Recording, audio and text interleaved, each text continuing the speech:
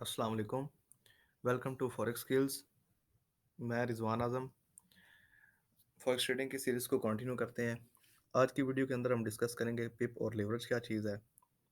तो दोनों के बारे में आपको मैं बताऊंगा कि पिप क्या चीज़ होती है और लेवरेज किस तरह से सेट करते हैं आप अपने अकाउंट के अंदर, और लेवरेज क्या चीज़ है। तो पहले लेवरेज को डिस्कस करते हैं। Leverage is the use of borrowed funds to increase our trading position. Forex traders often use leverage to profit from relatively small price changes in currency pairs. Leverage, however, can amplify both profits as well as loss. अच्छा, अब leverage का concept मैं आपको देसी तरीके से समझाता हूँ कि आपके पास 1 लाख का कैश है, आपके पास एक अमाउंट है और आप उससे बिजनेस स्टार्ट करना चाहते हैं। आप किसी होलसेल डीलर के पास जाते हैं और उससे 1 लाख का जो कैश है आपके पास, उसकी बेस के ऊपर 10 लाख का सामान उठा लेते हैं अपनी जान पहचान की वजह से। अब आपके पास कैश 1 लाख का था और आपने उससे सामान जो लिया है, जो आपने स्टॉक उठाया है, वो उसकी जो वर्थ है वो 10 लाख है। उसके आप उस जो स्टॉक है उसके ऊपर आप बिजनेस करते हैं और उससे आप ज़्यादा प्रॉफिट अर्न करते हैं। अब आप देखें कि आपके पास जो इनिशियल डिपॉजिट था वो सिर्फ 1 लाख का था और आपने उस 1 लाख के कैश के ब्याह पे आपने 10 लाख का सामान उठा लिया। तो यही चीज़ लिवरेज होती है। ये जो होता है बेनिफिट लिवरेज वाला, ये आपको ब्रोकर भी प्रोवाइड करता है। ब्रोकर के अंदर भी ऐसे ही होता है, आपका जो इनिशियल डिपॉजिट होता है अगर वो आपका कम भी है तो उसकी बेस पे आप ज़्यादा ट्रेड कर सकते हैं, बड़ी ट्रेड कर सकते हैं, बड़ी लॉट यूज़ कर सकते हैं। तो ये लिवरेज का कॉन्सेप्ट है और इसको आप यूज़ करके ज़्यादा पैसे कमा सकते हैं। अब इसमें देखें कि जिस तरह इसमें प्रॉफ़िट के चांसेस हैं, ऑन द अदर साइड इसके लॉस के चांसेस भी हैं। अगर आप जो है ना वो लिवरेज यूज़ करते हैं तो इसमें आप लॉस भी कर सकते हैं, क्योंकि अगर मार्केट जो है वो आपके अगेंस्ट चली जाती है और जो आपने ट्रेड लगाई हुई है, अगर वो आपने बाय में लगाई हुई है और मार्केट चली जाती है सेल में, तो आपका अकाउंट भी जल्दी वॉश हो सकता है। तो जिस तरह लेवरेज का बेनिफिट है, इसका लेवरेज का जो है वो नुकसान भी है दूसरी साइड पे। तो बिगनिंग जो ट्रेडर्स हैं, जो बिगनर्स हैं, उनके लिए मैं यही सजेस्ट करूँगा कि आप लेवरेज को कम से कम यूज़ करें, क्योंकि लेवरेज जो होता है ये प्रो ट्रेडर्स के लिए होता है। जो बड़े ट्रेडर्स होते हैं वो ज़्यादा लेवरेज यूज़ करते हैं और उससे ज़्यादा प्रॉफिट कमाते हैं।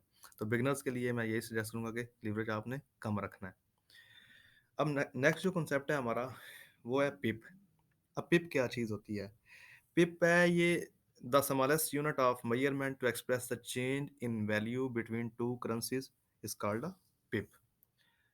पिप जो किस कोई भी करेंसी पेयर होता है उसकी जो प्राइस का उसकी जो वैल्यू होती है, उसमें स्मॉलेस्ट मूवमेंट जो होती है, जो सबसे जो छोटा चेंज होता है, उसको हम पिप कहते हैं।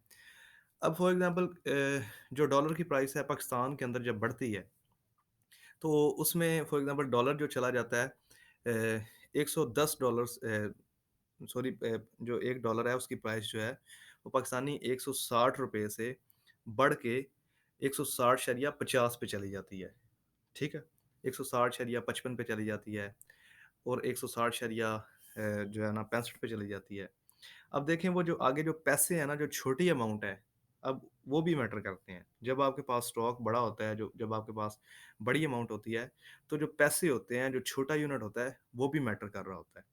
तो अगर हम पिप को देखें तो पिप बिल्कुल ऐसे ही है। अगर डॉलर की प्राइस जो है वो पाकिस्तानी रुपए के अंदर 160 से 160.1 पे चली जाती है या 160.2 पे चली जाती है, वो जो 1 पैसे का जो फ़र्क होता है, वो उसको हम एक पिप कहते हैं।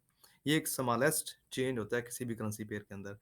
इधर अगर हम यूरो यूएसडी की बात करें, तो यूरो यूएसडी की प्राइस जो है, वो अगर वे 1.1050 से बढ़ के 1.1051 पे चली जाती है, तो ये जो 0.0001 जो इसके प्राइस में मूवमेंट आई है, तो इसको हम एक पिप कहेंगे।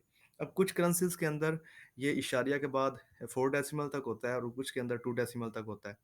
तो ये डिफरेंट करेंसीज़ का अपना हिसाब होता है इसका पिप्स को काउंट करने का। लेकिन मोस्टली जो है करेंसीज़ के अंदर ये 4 डेसिमल तक ही होता है और जो लास्ट वाला डिजिट होता है उसकी जो मूवमेंट होती है, उसको हम पिप कहते हैं। अब इससे पिप से भी एक छोटा यूनिट होता है, उसे पीपीटी पीपीटी कहते हैं, इस तरह का एक वर्ड होता है, वो यूज़ होता है। अब वो उसकी जो वैल्यू होती है वो फॉर एग्ज़ाम्पल ये 4 डेसिमल है, तो इससे आगे एक 5th डेसिमल भी होता है। अब वो जो फिफ्थ डेसिमल होता है, वो एक पिप से भी छोटा यूनिट होता है। उस पिप को भी हम 10 हिस्सों में डिवाइड करते हैं, तो वो एक छोटा यूनिट बनता है। लेकिन मोस्टली हम जो इसकी कैलकुलेशन करते हैं, वो पिप के अंदर ही करते हैं, तो आप पिप को ही अच्छे तरीके से अंडरस्टैंड कर लें। तो ये था कॉन्सेप्ट पिप और लेवरेज का। लेवरेज वो होता है जो आप मनी बोरो करते हैं अपनी जो है ना ट्रेडिंग को बढ़ाने के लिए, अपने बड़े लॉट साइज़ जो है उसको बड़ा करने के लिए जो आप मनी बोरो करते हैं ब्रोकर से, उसको लिवरेज कहते हैं कि आपके पास कैश कम है, इनिशियल डिपॉज़िट कम है, लेकिन आप स्टॉक जो है वो ज़्यादा यूज़ कर रहे हैं। तो ये लिवरेज का कॉन्सेप्ट होता है। और जो पिप होती है, वो उसके बारे में मैंने आपको बताया कि ये स्मॉलेस्ट चेंज होता है जो किसी भी करेंसी पेयर के अंदर आता है, जो पॉइंट्स के अंदर होता है, बिल्कुल जो छोटा-सा चेंज होता है, उसको हम पिप कहते हैं।